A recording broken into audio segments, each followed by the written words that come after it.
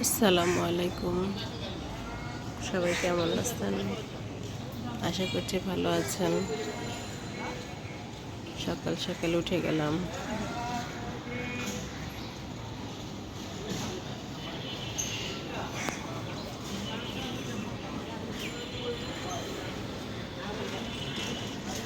আজকে একটু আরিশা বাবুকে নিয়ে ডাক্তারের কাছে যাব। জ্বরটা একটু কমেছে, কিন্তু সর্দি কাশিটা কমতেছে না। তো এখন ঝটপট নাস্তা বানাবো, নাস্তা করব, ওকে রেডি করে নিয়ে চলে যাব। ইকরামণি স্কুলে গেছে, ও নানুর সাথে চলে আসবে বাসায়। আরিশা বাবু ঘুমাচ্ছে এখনো। আমার মেয়েটা সব সময় উপুত হয়ে ঘুমায়।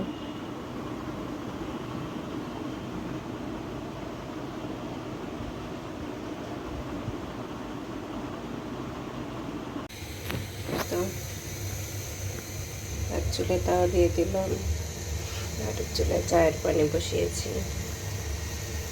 চা বানাবো আর রুটি ভেজে নিব। রুটি আগেরই বানানো ছিল, কিন্তু ভেজে নিলেই হবে।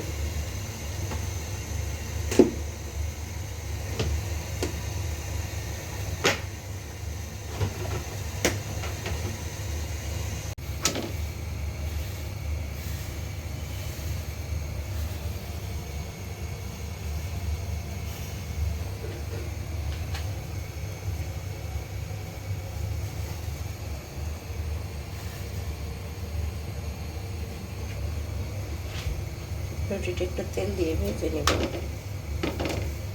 শুকনো শুকনো রুটি ভালো লাগে না।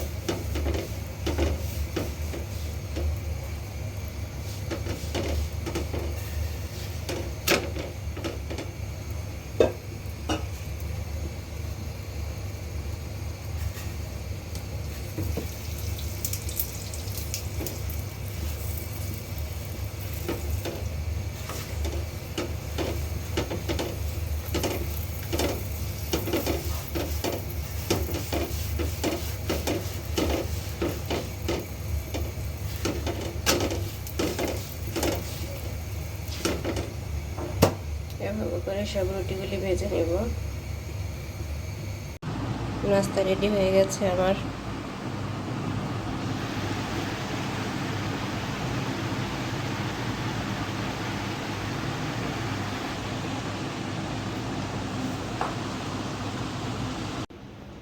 এই তো আরিশাকে নাস্তা করে দিয়েছি, ইকরার জন্য নাস্তা রেডি করলাম। ইকরা স্কুল থেকে চলে আসছে।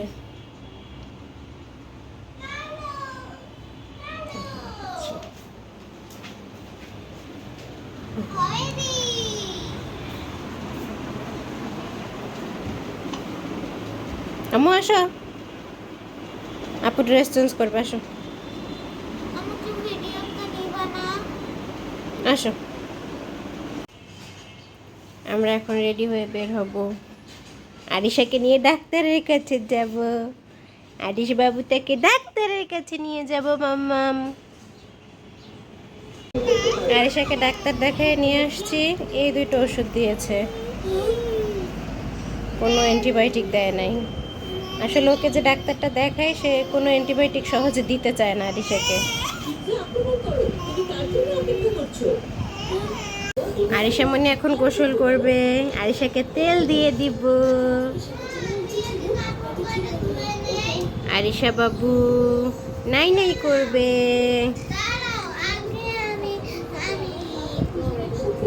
আরিশা মনি নাই নাই করবে। আরিশা মনিকে তেল মেখে দিচ্ছি। আরিশা মনির ঠান্ডা, এর জন্য আরিশাকে গোসলের আগে তেল দিয়ে দিচ্ছি। হ্যাঁ, আরিশা মনিকে একটু তেল দিয়ে দিলাম। আরিশা মনি এখন একটু গরম পানি দিয়ে গোসল করে নিবে। দুষ্টুটাকে গোসল করে দিয়েছি, ঘুমিয়ে গেছে। ঠান্ডার ওষুধ খায় তো, এর জন্য এত ঘুমায়। তাছাড়া একদম কম ঘুমাতো। আর কানের ভেতরে অনেক ময়লা জমেছে। কটন বারে তেল দিয়ে